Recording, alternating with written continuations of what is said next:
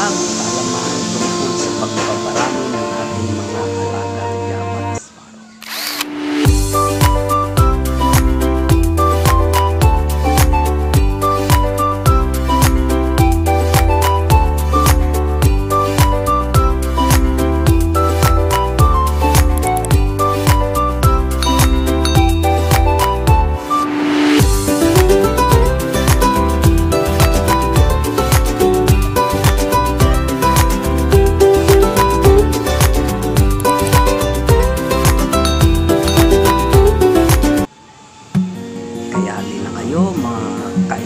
Ating panoorin ang mga video clips na aking nakalap sa internet.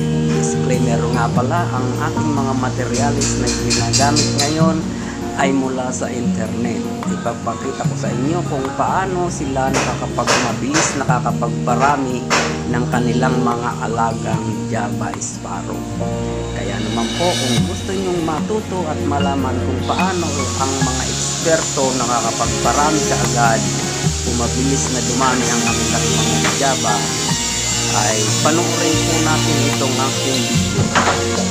Dahil sa ngayon po, sa dami ng demand at sa dami ng gustong mag-alaga ng Java Sparrow, ay talaga namang kulang na kulang ang produksyon ng mga magja-Java dito sa ating sa Pilipinas. Lalong-lalo na po ngayon na season breeding, kaya alin kayo ng ating pag-aralan ang mga video na aking ipapakita sa inyo. Maligayang panonood sa lahat. Ngayon mga kaibon ay ipapakita ko sa inyo kung ano talaga ang sikreto ng mga eksperto sa napakabilis sa pagdami ng kanilang mga alagang Java Sparrow mga kaibon. Pagmasdan nyo po itong susunod na video clip para po ay inyo pong makita kung gaano karabilis ang kanilang pagpaparami.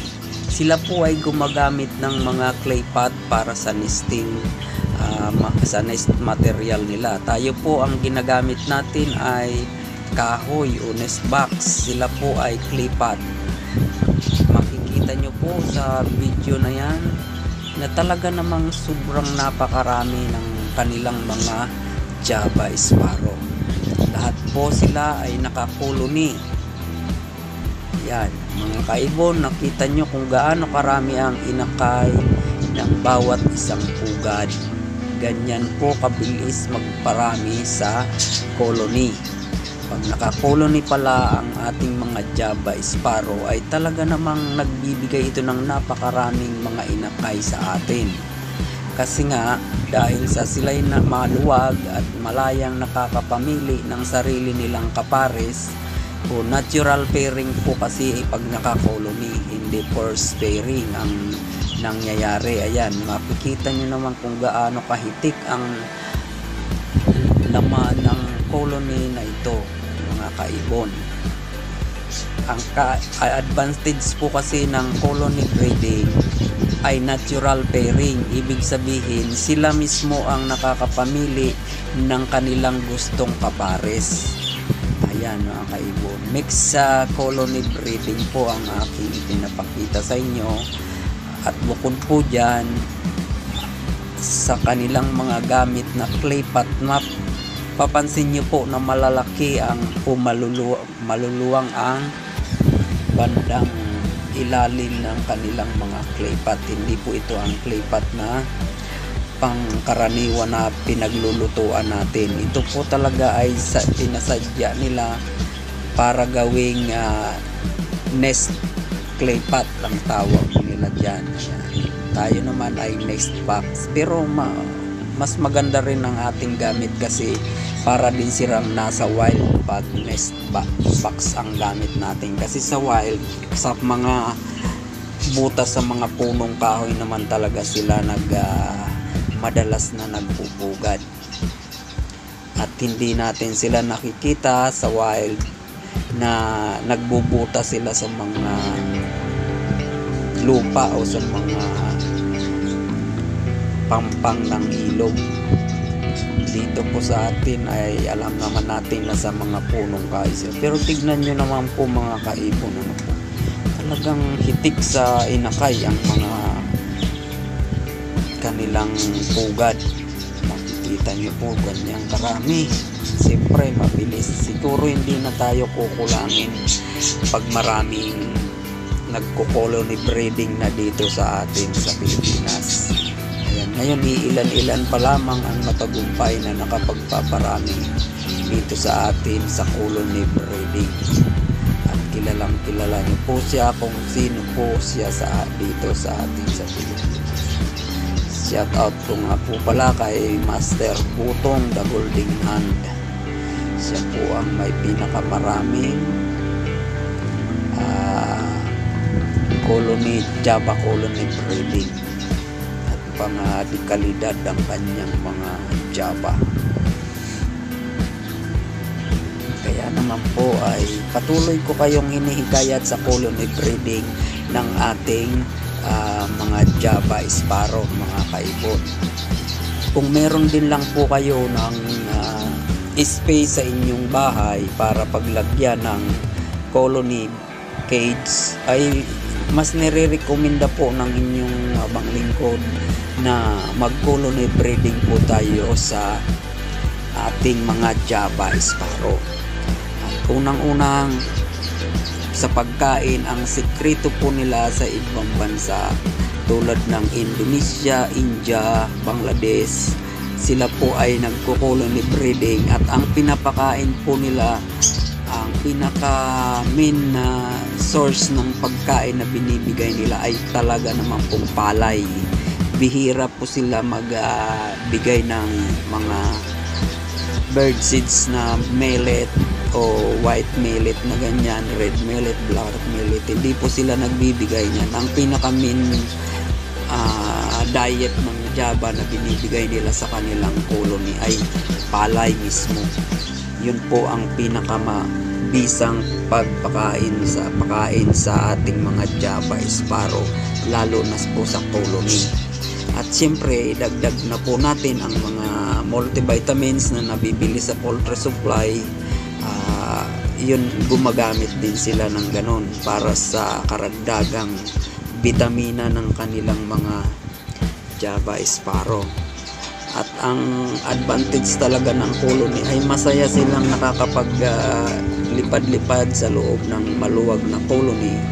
At ang pinakamaliit na size ng colony ay ang 2 meters by 2 meters by 4 meters. Pwede na yun na umpisa ng colony natin kung medyo maliit ang ating lugar. Pwede na tayo mag-colony ng ganong kalaking kulungan, yung 2 meters by 2 meters by 4 meters. Ang haba ay 4 meters, ang taas ay 2 meters, at ang lapad naman ito ay 2 meters. Pwede na po yun sa ating colony breeding ng Java. At saka na lang tayo magdagdag ng extra colony kung dumami na ang ating mga kainakay, para ay bubukod po natin ang inakay ng ating mga Java Sparrow. Ngayon mga kaibon, yan lang naman ang sikreto para sa mabilisang pagpaparami ng ating mga Java Sparrow. Walang iba po ay kundi ang colony breeding. At idagdag na lang po natin yung ating mga nest box. Dapat mas malaki, mas marami, para po sila din mismo ang makakapamilit ng angkop sa kanilang panglasa na pupugaran nila. Halimbawa po, ang unang ilalagay natin sa colony breeding na pares ay 6 na pares po ng Java Sparrow na unang ilalagay natin sa colony. Pwede tayo maglagay ng 10 nest basket agad sa loob, para po sila mismo ang makapamili ng kanilang pagpupugaran. At hindi po totoong teritorial ang mga Java Sparrow.